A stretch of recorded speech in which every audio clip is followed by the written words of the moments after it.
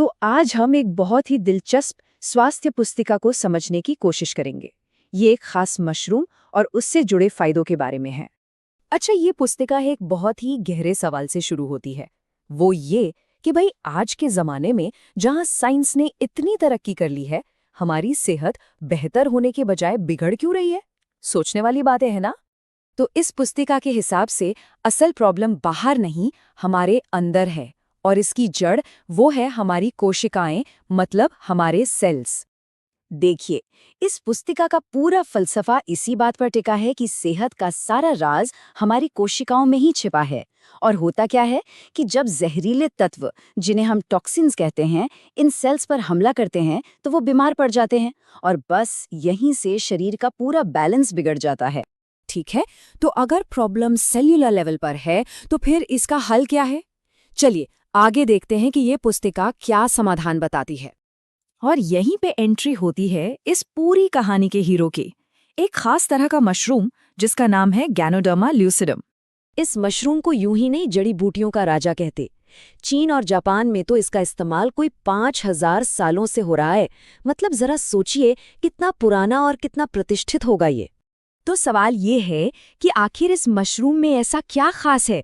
तो देखिए, इस किताब के मुताबिक इसमें 5 मुख्य एक्टिव तत्व हैं और हर एक का अपना एक खास काम है। जैसे एक है क्लिंजर जो शरीर की सफाई करता है, दूसरा है बैलेंसर जो संतुलन बनाता है, फिर है रेगुलेटर जो चीजों को कंट्रोल में रखता है, एक है बिल्डर जो मजबूती देता है और आखिर में रीजेनरेटर जो सेल्स को आप कह सकते हैं नई जान देता है।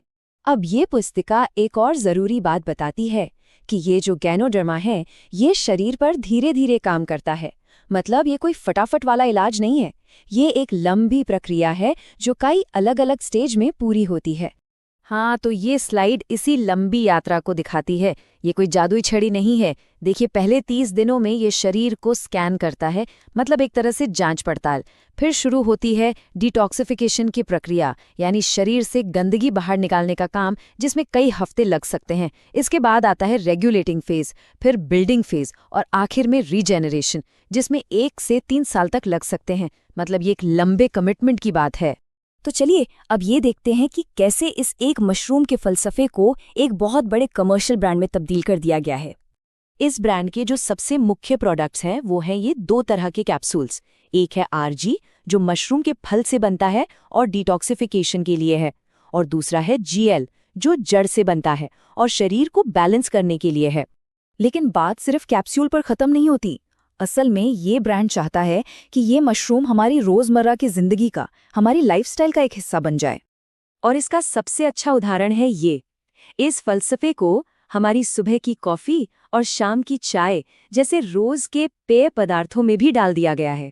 इससे होता यह है कि इसे अपनी डेली रूटीन में शामिल करना बहुत आसान हो जाता है। और ये सिलसिला यहीं नहीं रुकता। गैनोडर्मा अब पर्सनल केयर प्रोडक्ट्स में भी है, जैसे कि गैनोजी टूथपेस्ट और गैनोजी साबुन। मतलब ये ब्रांड सिर्फ अंदरूनी नहीं बल्कि बाहरी सेहत का भी ध्यान रखने का दावा करता है। एक complete inside out approach. Ganoderma के अलावा ब्रांड के पास स्पिरुलिना जैसे दूसरे सप्लीमेंट्स भी हैं। और ये चार्ट देखिए, ये कितना दिलचस्प है। ये दिखाता है कि कैसे उनके स्पिरुलिना सप्लीमेंट की थोड़ी सी मात्रा में रोजमर्रा की चीजों के मुकाबले कहीं ज्यादा पोषण है। ये एक बहुत ही दमदार विजुअल तरीका है अपनी बात रखने का। तो पूरी प्रोडक्ट रेंज पर अगर एक नज़र डालें तो इसमें नोनी और रोसेल जूस भी हैं, कॉर्डिसेप्स जैसे दूसरे मशरूम सप्लीमेंट्स हैं, मसाज ऑयल और क्रीम्स हैं, यहाँ तक कि पिंक सॉल्ट जैसे कुकिंग इंग्रेडिएंट्स और पारंपरिक आयुर्वेदिक जड़ी बूटियाँ भी हैं। मतलब ऐसा लगता है कि ये एक पूरा वेलनेस यूनिवर्स है जहाँ सेहत से जुड़ी हर ज़रूरत का ख्याल रखा गया है। और आखिर में एक बहुत ही ज़रूरी बात, इस पुस्तिका के अंत में एक डिस्क्लेमर दिया गया है। इसमें साफ साफ लिखा है कि ये जानकारी सिर्फ सूचना के लिए है, ये कोई मेडिकल सलाह नहीं है और यहाँ बताए गए प्रोडक्ट्स किसी बीमारी का इलाज नहीं बल्कि एक सप्लीमेंट्री थेरेपी के तौर पर इस्तेमाल किए जा सकते हैं। और यही बात हमें एक बड़े सवाल पर लाकर छोड़ देती है कि जब किसी प्रोडक्ट को दवा की जगह सप्लीमेंट्री थेरेपी कहा जाता है तो इससे स्वास्थ्य और वेलनेस को लेकर हमारी सोच कैसे बदल जाती है। ये सोचने वाली बात है ना?